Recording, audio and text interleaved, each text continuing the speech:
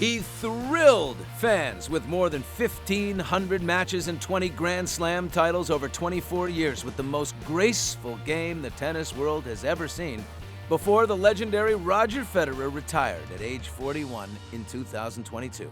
Very pleased to be welcomed by the most elegant man to ever play the game, and I talk about the game, I talk about the style. How does that word fit for you, Roger? Elegant. Thank you, Billy.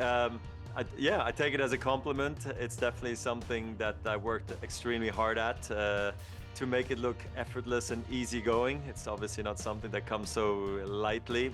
I used to be criticized as well because it made it look too easy sometimes, and am I trying hard enough and stuff? But I got over the hump of showing enough grit over the course of my career, and now when you talk about my game looking elegant and all that stuff, that's definitely a good thing, I believe. And now I must recognize when it is time to end my competitive career. Now Roger's granted cameras rare access inside his private world to film the very end of his storied tennis career for the new Prime Video documentary, Federer, 12 Final Days. I thought until this morning I had emotions in check, but I can feel it coming up. What is your most proud career achievement or moment?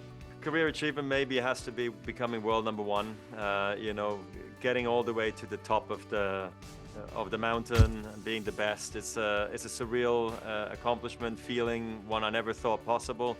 And then moment, it probably would have to be winning Wimbledon. At some point in my career, doesn't matter which of the 8 it was. Just anyone is so incredible for. A tennis fan that I used to be as a young boy, watching, Becker and Edberg playing each other in the Wimbledon finals, and then one day me being in that position, it's completely crazy. So I'm happy I had so many moments for so long, and that's why I think the retirement also was as hard as it was, and you could see it in the doc. Roger's retirement was also hard on his greatest rival, Rafael Nadal, who broke down after they played their final match together. To know I will not have this feeling again, it's painful. You're holding his hand on top right here, and tears are streaming down. But he might be more emotional than you. What do you make of that moment? What was happening there?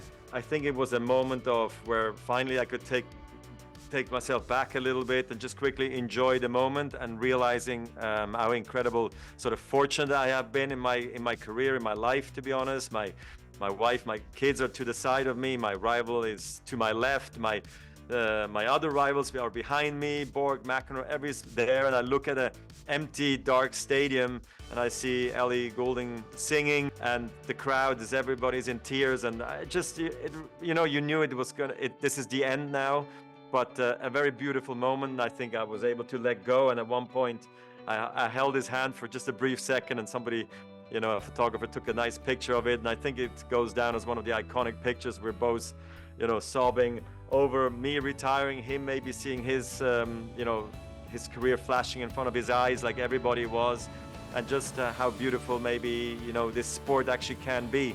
And so I'm so grateful that I was not alone in that moment, but actually surrounded by the tennis family, and all my friends and families could come to London to be there for that moment.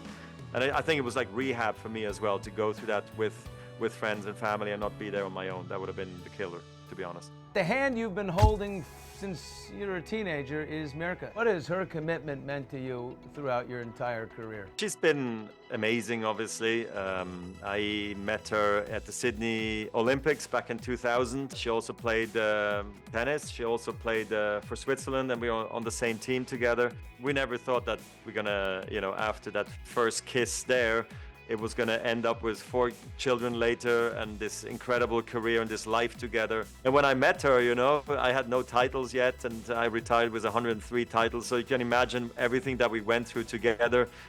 Sometimes when we were looking for hitting partners and there were none around, she would warm me up before big matches in Cincinnati, before playing Andy Roddick, and Wimbledon. Sometimes she'd be there and play with me. And we had the best time on the road, and especially the second half of our lives, on the road with the 4 children. Then we have twin boys that just turned 10, and the girls are twin identical girls that are just turning 15 now in July. I mean, it's been incredible, the logistics behind it, and my wife made it all work, and that's why for me it was also very important to thank her for everything she has done for me. She knows that, and I know she doesn't need to hear it in public, but I think it was important for me at the very end, of course, in London to thank her for everything she's done for me. So, and the same for my parents. Are you driving a lot of carpool now to school in the morning to make up for all the sacrifice? You know all about it. I'm a professional driver. Yes, absolutely.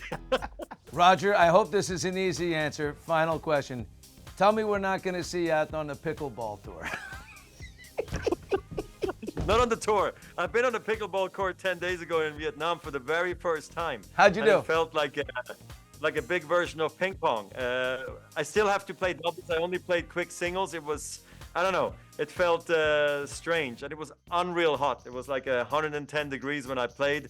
So I was more battling the circumstances than actually the game. So, but I like to watch Jack Sock, who plays professional pickleball, and I see some highlights of him on YouTube sometimes. So it's a easier game than tennis, and it's fun for sure. Roger, yeah, what a gentleman. This documentary, incredibly emotional. I just enjoyed watching you over the years forever, and what a great gent. Thank you, sir. Thank you. Nice talking to you. Take care, Billy. Bye.